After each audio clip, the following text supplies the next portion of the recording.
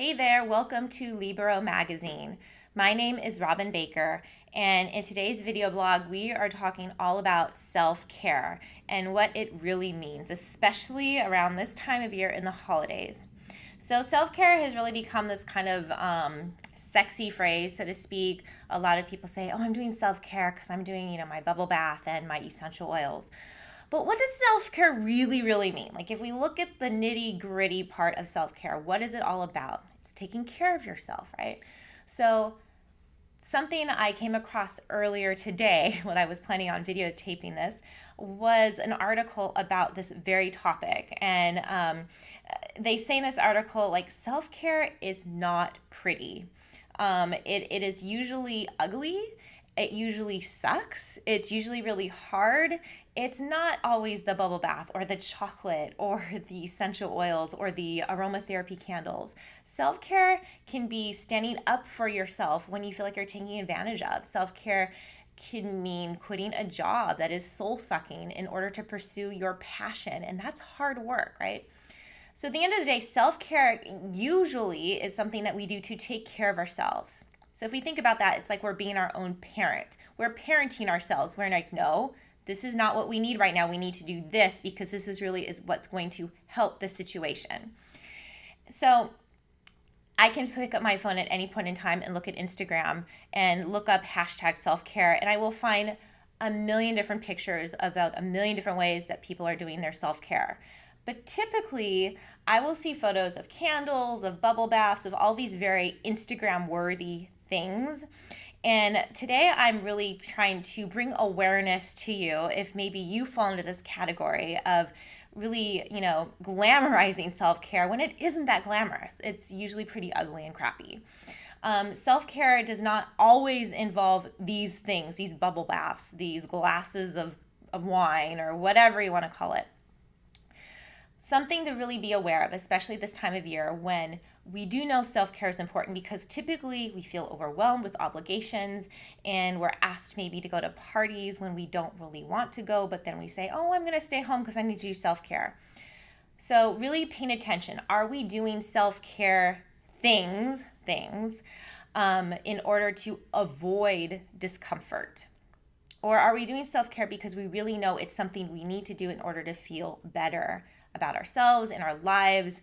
And so that's something that is really a good question to ask yourself when you are saying, I'm doing this for my self-care. So using the term self-care as kind of a catch-all phrase to avoid uncomfortable situations is not really self-care, it's self-sabotage. I'll repeat that.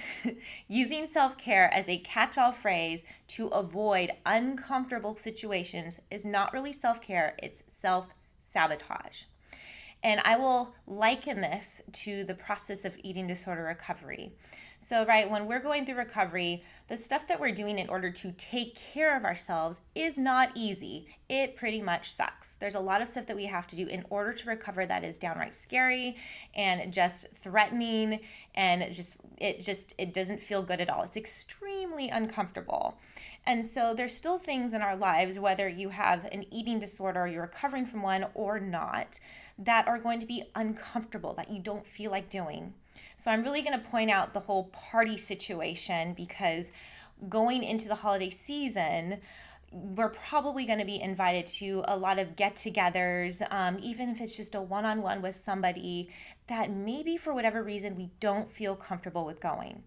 And maybe we at the last minute say, oh, you know what? I need to do a self-care day. I need to stay home. I need to take my bubble bath. And I'm not knocking any of that. However, I am bringing to the point that if we're doing that in order to avoid seeing people because maybe we feel like we're not far enough along in our lives, maybe we feel like we're not where we're supposed to be in our lives, maybe we're comparing where we're at to other people that are going to be there, and that's really threatening to us, and it makes me feel really crappy, or it makes me feel really uncomfortable having to see these people and feeling like I don't measure up. Maybe I'm avoiding seeing people because I am going through recovery and my body has changed and I don't want people noticing or pointing it out. This is very uncomfortable too. However, right, self-care sometimes means doing the things we don't want to do in order to take care of ourselves. So something I've learned so well through my recovery process of eating disorder recovery is that a sign of discomfort or not feeling great about doing something is usually a good sign that I probably should do it. There's a wonderful quote by Joseph Campbell that says, "The cave you fear to enter holds the treasure you seek." The cave you fear to enter holds the treasure you seek. So sometimes we fear going to these parties and seeing these people because we are so scared of being judged, being criticized, feeling less about ourselves, when in reality, we know that's not true. And the thing that I really want to hone in on this too is that we heal in community. We heal in community amongst other people. And we live in a day and age where it's so easy to disconnect from people. And self-care is disconnecting from people sometimes isn't the best way to heal ourselves and to feel better about ourselves, about our lives, about what we've done with our lives. And reaching out to other people and surrounding yourselves with other people that are supportive, maybe not in a way that feels really comfortable, but really being around other people can help us heal and help us feel okay being in public, speaking our truth, showing who we truly are, showing up authentically. And ultimately, we become a stronger person. We feel more comfortable in our own skin. We feel more comfortable in our own lives. And at the end of the day, that is true self-care, right? When we don't have to feel like we're putting on a show, where we can show up authentically without having to put on a mask.